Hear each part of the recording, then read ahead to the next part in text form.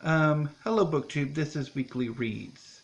Assuming I can actually film a version of this video that I like, or that doesn't end up into a meandering mess. Anyway, so before I get to what I've read and what I plan to read once I finish what I'm reading, I want to touch on or give a quick update and respond to Steve Donahue's last Wednesday Comics video. So first, a quick update. The county where I live has issued a shelter-in-place order since it's been in effect since Tuesday.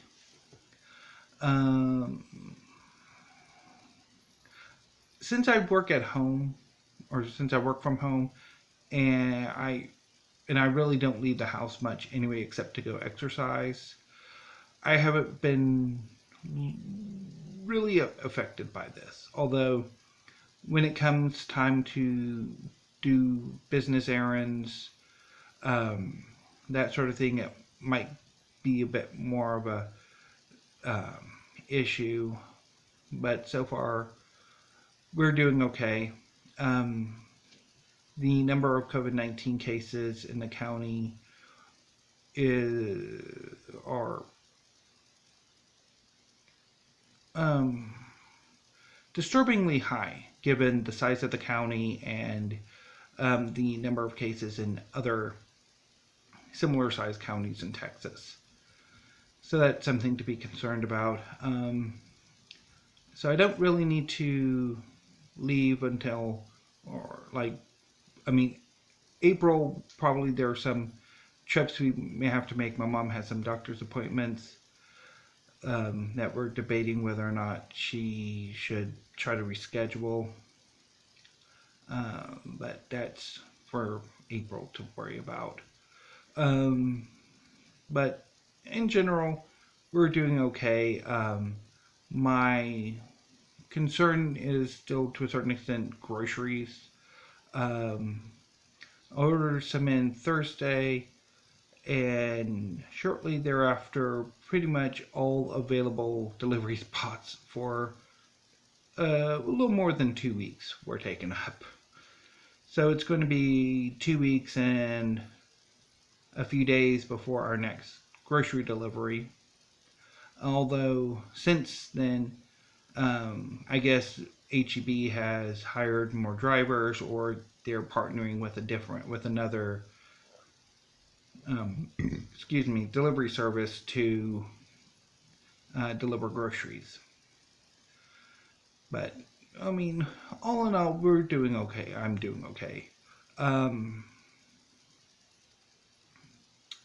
So moving on to responding to Steve Donahue's Wednesday Comics video, which I greatly enjoyed his videos. I don't necessarily agree with a lot of his stances on comics.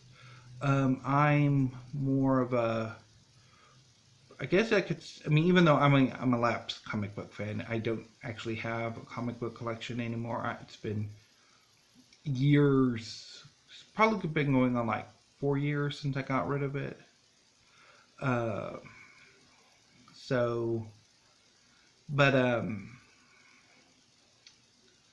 I tend to be a bit more of on the, I guess you could call it, progressive side of comics fandom, compared to Steve, and a lot of his takes I don't necessarily always agree with. And he mentioned at the beginning of his video that there were two looming crises in the comic book industry. One of which I do agree is likely to threaten the comic book industry existentially, and obviously that is the economic impact of COVID-19.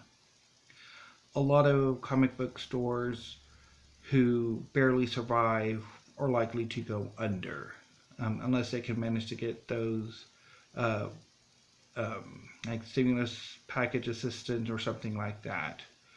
And that would force probably alternative methods of distribution to be explored.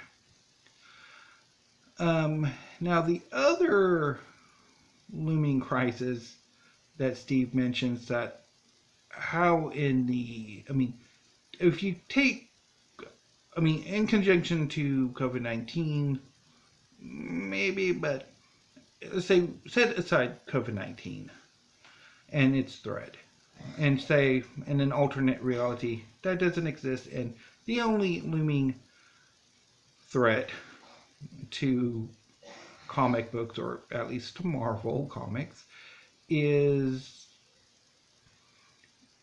or are two upcoming books, the new Warriors series, and I think it's called Children of the Atom, which are seeming, a good chunk of certain segments of comic book fandom are widely deriding it. I'm not entirely sure. I'm not too familiar with Children of the Atom.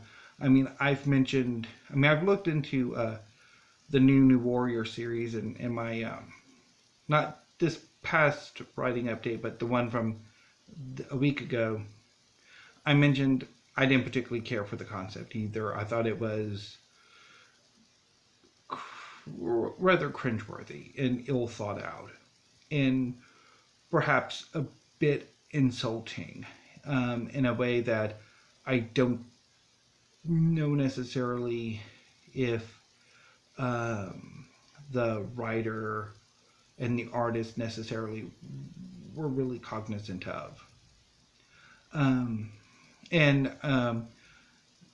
like there are some comic book YouTubers, Faust, who's kind of gone on to talk about some of the issues they're having with the new book.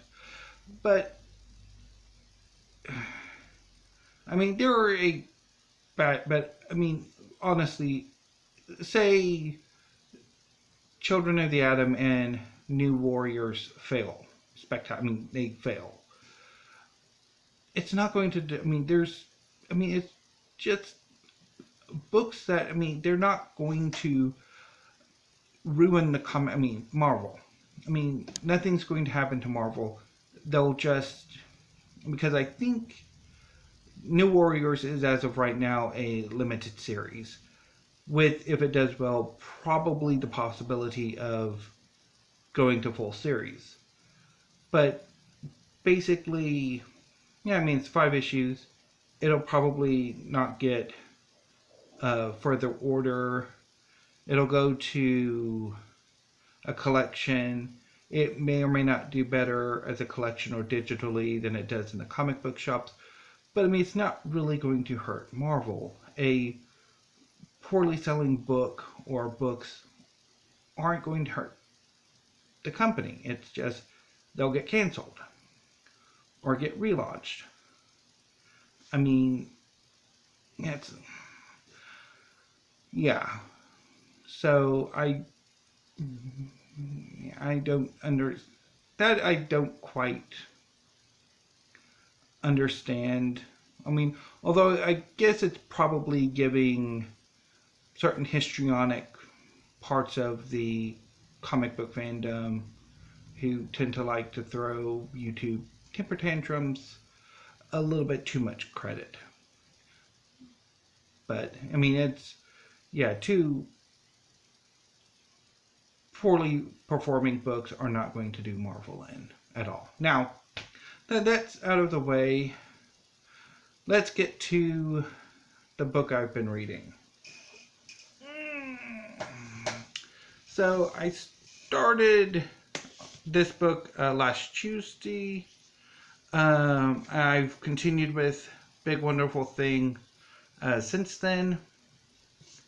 I'm probably going to finish it this weekend. I'm on page 681. So I should be able to finish it by Sunday. I should finish this Sunday.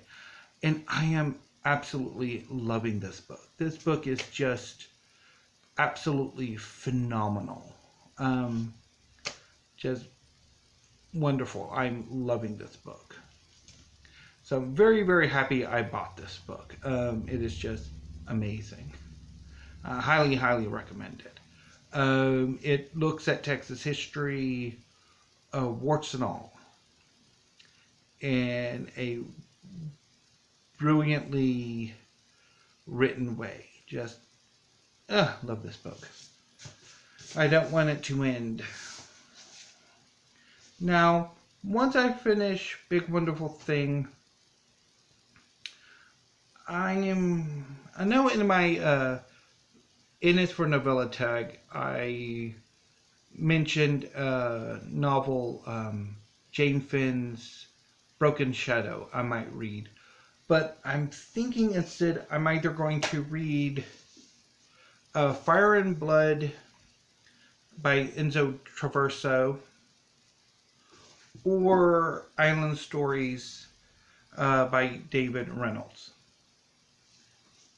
Both of which I'm really looking forward to. Another option I'm thinking of is read some issues of National Geographic. And depending when exactly I finish Big Wonderful Thing, I might round off my Sunday reading with an issue of National Geographic. So I'm pretty much, I still need to read last December's issue. This one, it's the main story is Under Jerusalem. And then I also have the ones from this year.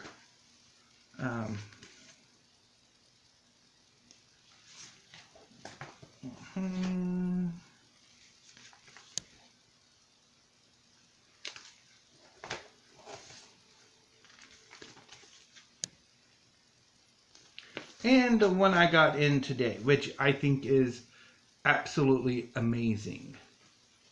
We have Or. Just, I really, really love that. That is just so cool. So, yeah. So I'll probably start on Fire and Blood Monday and then try to read a National Geographic after I finish Big Wonderful Thing on Sunday. Or at least that's the plan. Now, obviously, I mean, I just read one book. Or I've been reading one book for the past, since last Tuesday. I mean, of course, it's a chunkster. It's over 800 pages. So it's going to take some time to get through. But I know a lot of booktubers have been mentioning that they've been having trouble reading, that they just don't have the energy or the desire to really read, that the current crisis has eaten up a lot of their time and their energy and their attention.